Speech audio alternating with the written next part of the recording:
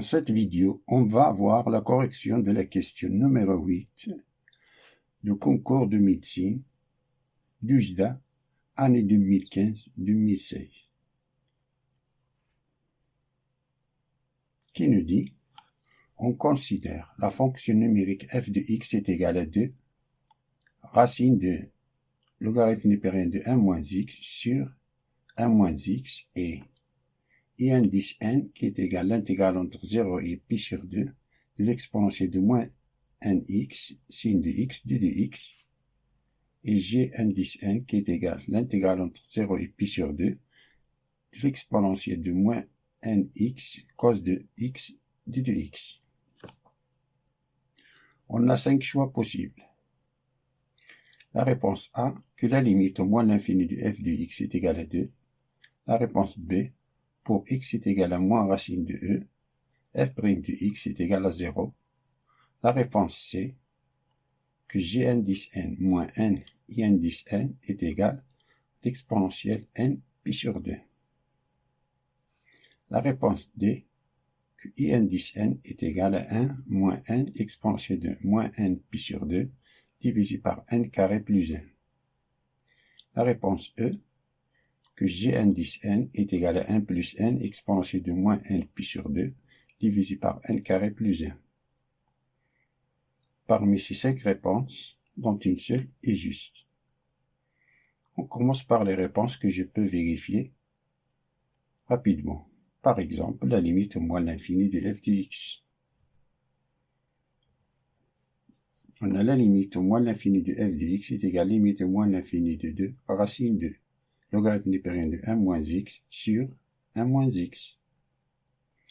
Comme x tend vers moins l'infini, alors 1 moins x est positif. Ce terme-là est positif, alors on peut écrire 1 moins x sous la forme de la racine de 1 moins x fois la racine de 1 moins x. Limite au moins l'infini de 2, qui est égal à limite au moins l'infini de 2, la racine de logarithme népérien de 1 moins x, divisé par la racine de 1 moins x, fois 1 sur la racine de 1 moins x, qui est égal à 2, limite au moins l'infini. Ça, c'est la racine de logarithme népérien de 1 moins x sur 1 moins x, fois 1 sur la racine de 1 moins x, qui est égal, ça c'est logarithme népérien de 1 moins x, ça c'est la limite, ça tend vers plus l'infini, ça c'est plus l'infini. Si on remplace 1 moins x par t, changement de variable 1 moins x est égal à t, alors t tend vers plus l'infini. Et la limite en plus l'infini de logarithme népérien de t sur t, c'est une limite usuelle qui tend vers 0. Et la racine de 0, c'est 0. Alors ça c'est 0. Alors on a 2 fois 0. Ce 2 là, ça c'est 0. Fois 1. 1 sur plus l'infini, ça c'est plus l'infini. 1 sur plus l'infini, c'est 0. C'est-à-dire fois 0. C'est-à-dire 2 fois 0 fois 0 qui est égal à 0. Qui est différent de l'affirmation A donnée. Donc la réponse A est fausse.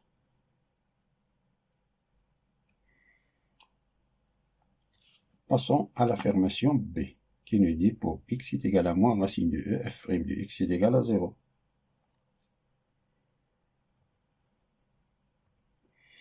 On rappelle tout d'abord que la dérivée de la racine nème de f de x est égale à f' de x divisé par n fois la racine nème de f de x à la puissance n moins 1.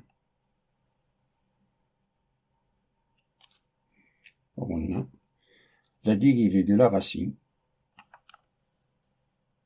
du logarithme népérien de 1 moins x est égale à f' de x. On a ici f de x, c'est logarithme népérien de 1 moins x. Sa dérivée, c'est f', c'est moins 1, mais ici c'est moins 1, sur 1 moins x, tout divisé par 2, car on a la racine, et on a ici 2, la racine de logarithme népérien de 1 moins x qui est égal à moins 1 sur 2 facteur de 1 moins x fois la racine de logarithme népérien de 1 moins x.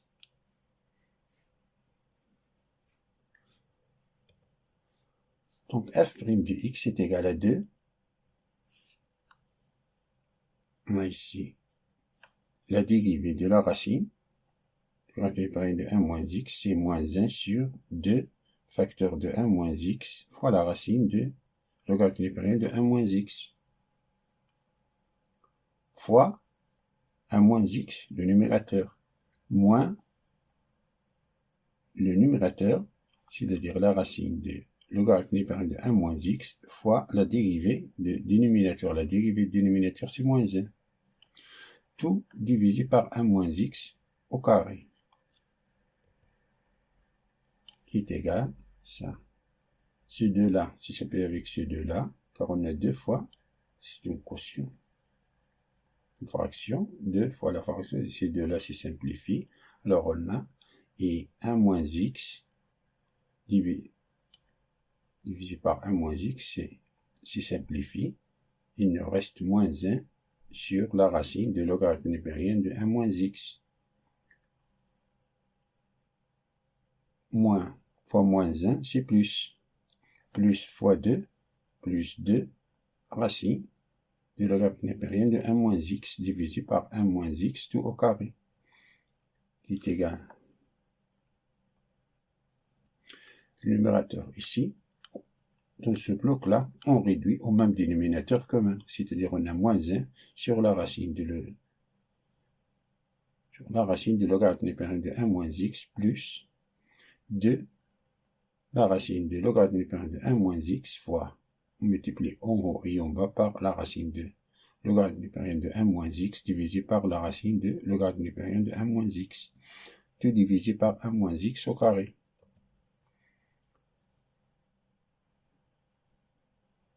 On a ici le même dénominateur, c'est la racine de logarithme népérien de 1 moins x, c'est-à-dire on a ici moins 1 plus 2 la racine de logarithme népérien de 1 moins x fois la racine de logarithme népérien de 1 moins x, c'est 2 logarithme népérien de 1 moins x.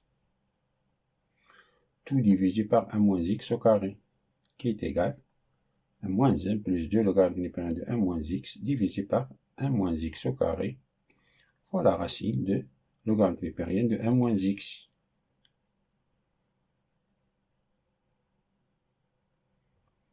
Donc, calculons f' de moins la racine de l'exponentielle. On remplace ici x par moins la racine de l'exponentielle. Alors on a c'est moins 1 plus 2, logarithme népérien de moins x, c'est moins la racine de l'exponentielle plus la racine de l'exponentielle divisé par 1 moins x, c'est 1 plus la racine de l'exponentielle tout au carré fois la racine de logarithme népérien de 1 plus la racine de l'exponentielle. Le dénominateur, logarithme népérien de 1 plus la racine de, ça c'est positif, car on a, ça est supérieur à 1, c'est-à-dire ce logarithme est positif, supérieur à 0. Alors, le dénominateur est positif.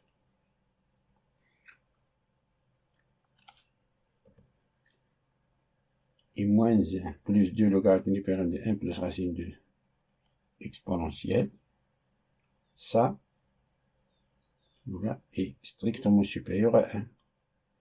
Car on a logarithme népérien, c'est la racine de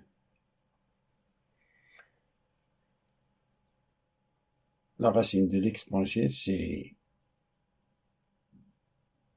2,7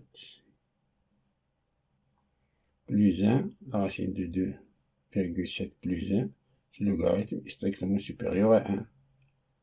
Strictement supérieur à 1. C'est-à-dire qu'on a moins 1 plus 2, ceci, strictement supérieur à 1, 2 f', de moins la racine de l'exponentielle est différente de 0. comme ceci est différent de 0, alors f' de moins la racine de l'exponentielle est différente de 0.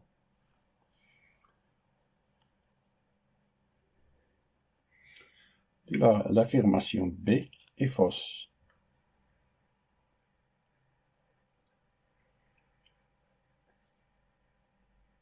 Passons C, D et E. Les affirmations C, D et E. Car il y a une relation J de N, I de N, I de N et J de N.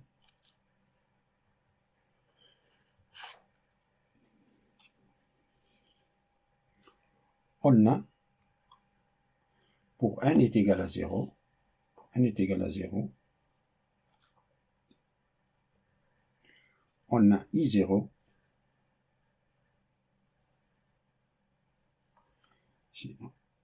l'intégrale entre 0 pi sur 2 sin du x, car ici on a exponentielle à la puissance 0, c'est 1. Alors on a sin de x, d de x, ça qui est égal à moins cos de x, entre crochet 0 pi sur 2, ça c'est moins cos de pi sur 2, ça c'est 0, cos de pi sur 2 c'est 0, c'est-à-dire on a moins, c'est-à-dire plus cos de 0, cos de 0 c'est 1.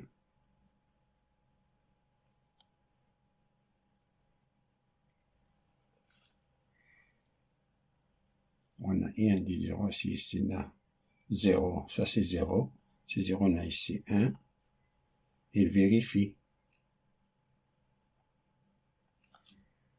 On a les 3, IJ1 de 0, 0, pi sur 2, cos de pi, cos de x, d de x. Si n est égal à 0, alors, qui est égal entre crochet du signe de x, entre 0 et pi sur 2.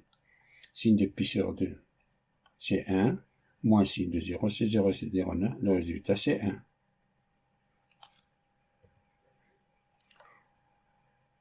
L'affirmation C, si on remplace n par 0, on a ici, ça c'est 0, J1 de 0 est égal à 1. Exponentielle, puissance 0, c'est 1. L'affirmation D, si on remplace n par 0, on a ici, ça c'est 0, et 1 sur 1, c'est 1. L'affirmation E, on a J1 de 0, est égal à 1 plus, ça c'est 0, et c'est 1 sur 1 est égal à 1.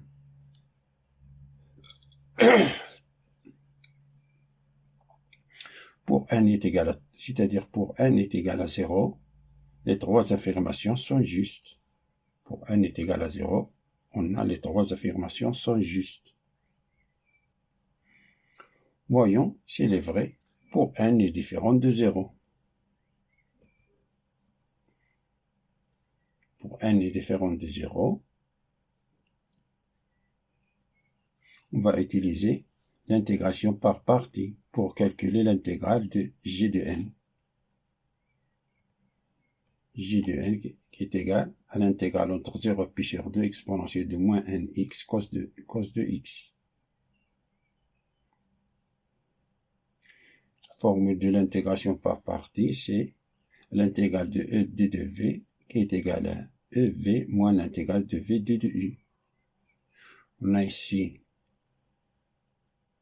j'utilise le mot ilaté, dont le mot ilaté apparaît la fonction trigonométrique avant l'exponentielle. Donc u, c'est cosinus de x, ce qui implique que d de e est égal à moins sin de x. Et d de v, c'est l'exponentielle de moins nx d de x, ce qui implique que v est égal à moins 1 sur n, exponentielle de moins nx. G de n est égal à moins 1 sur ça. C'est ça fois ça. C'est une constante, moins 1 sur n. On le fait sortir.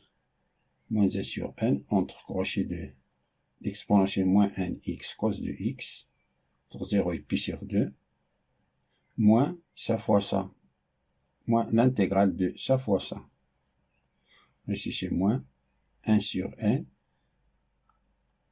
On fait sortir 1 sur n car on a moins 1 sur n fois moins 1 fois moins sinus de x, c'est 1 sur n, exponentielle de moins nx sin de x.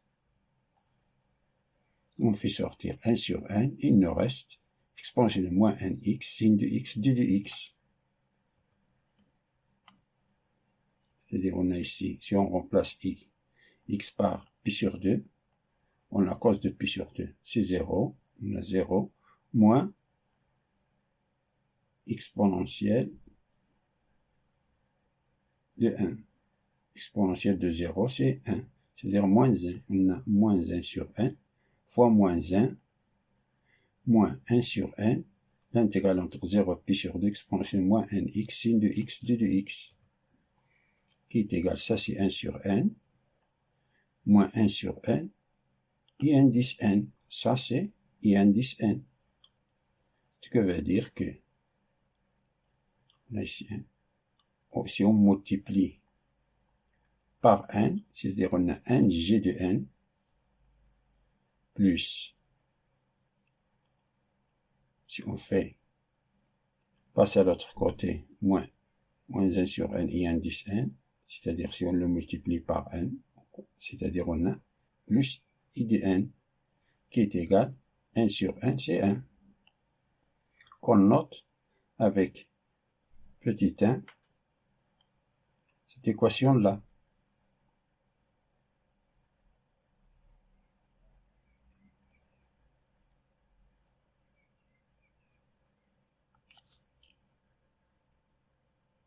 Passons à calculer i indice n. Jusqu'ici, on a calculé que n g de n plus i indice n est égal à 1 et qu'on a noté avec numéro 1. I indice n, l'intégrale entre 0 et pi sur 2, exponentielle moins nx sin de x d de x, dont le mot i laté apparaît la fonction sinus avant la fonction exponentielle.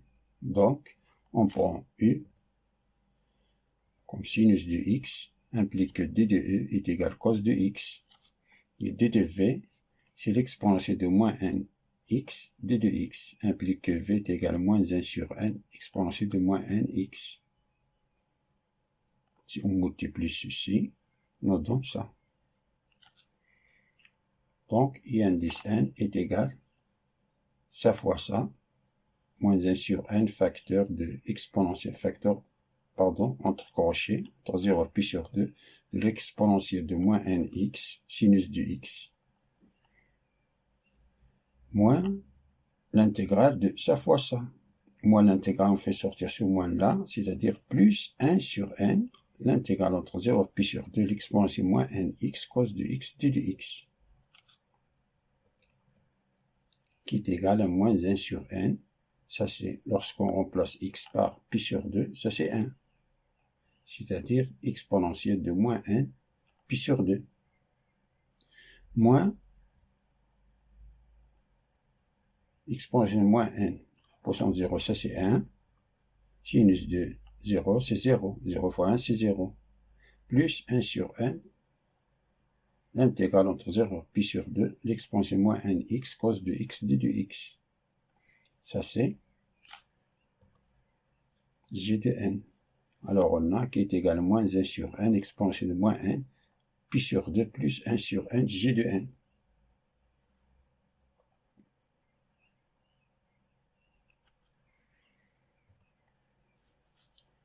Ce que veut dire, si on multiplie, si on fait passer ce terme-là à l'autre côté, alors on a i indice n moins 1 sur n g de n est égal à moins 1 sur n, exponentielle de moins n, pi sur 2. Et si on multiplie par n, il nous reste n i indice n, moins g indice n, qui est égal à moins exponentielle de moins n, pi sur 2.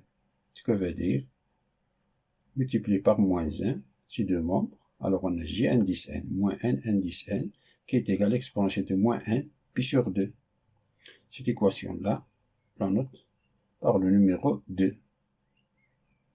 Et on remarque ici que l'affirmation C est fausse, car on a g indice n moins n indice n est égal exponentielle, qui nous dit qu'il est égal à exponentielle de n pi sur 2. Mais le vrai résultat, c'est moins n pi sur 2. Donc, la réponse C est fausse.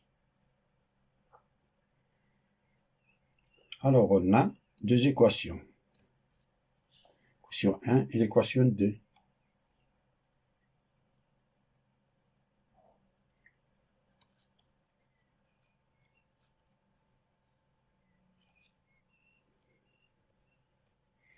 On a 1 j de n plus i de n